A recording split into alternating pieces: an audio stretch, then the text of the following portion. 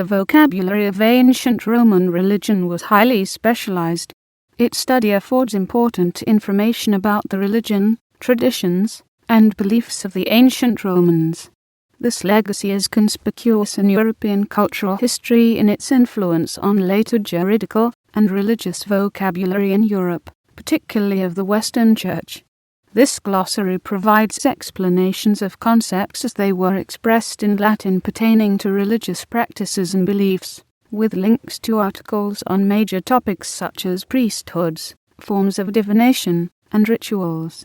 For theonyms, or the names and epithets of gods, see List of Roman deities. For public religious holidays, see Roman festivals.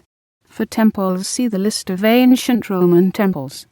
Individual landmarks of religious topography in ancient Rome are not included in this list. See Roman temple. The verb abominary was a term of augury for an action that rejects or averts an unfavorable omen indicated by a signum, sign. The noun is abominatio, from which English abomination derives. At the taking of formally solicited auspices, the observer was required to acknowledge any potentially bad sign occurring within the templum he was observing, regardless of the interpretation. He might, however, take certain actions in order to ignore the signa, including avoiding the sight of them and interpreting them as favorable. The latter tactic required promptness, wit and skill based on discipline and learning. Thus the omen had no validity apart from the observation of it. The eats was the dwelling place of a god. It was thus a structure that housed the deity's image, distinguished from the templum or sacred district. Eats is one of several Latin words that can be translated as shrine or temple. See also delibrum and fanum. For instance, the Temple of Vesta, as it is called in English, was in Latin an eats. See also the diminutive edicula, a small shrine. In his work on architecture, Vitruvius always uses the word templum in the technical sense of a space defined through augury, with eads the usual word for the building itself.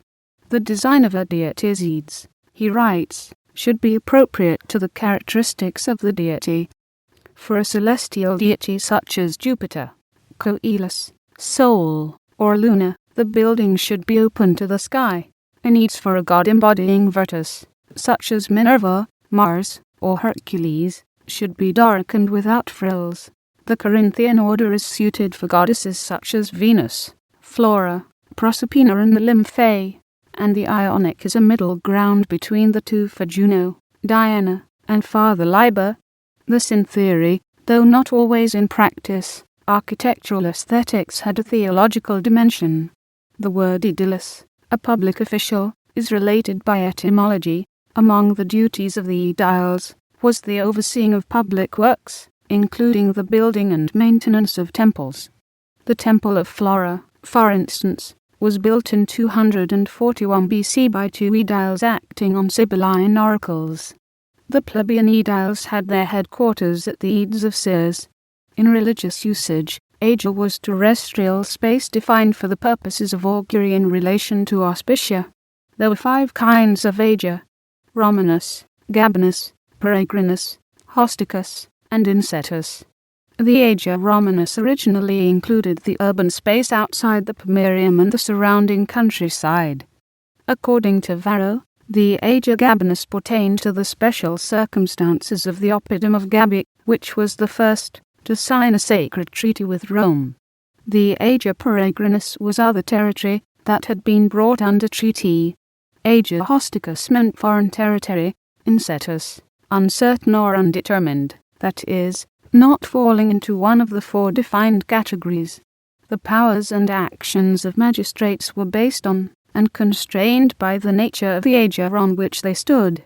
An aegir in more general usage meant a territory as defined legally or politically. The aegir Romanus could not be extended outside Italy,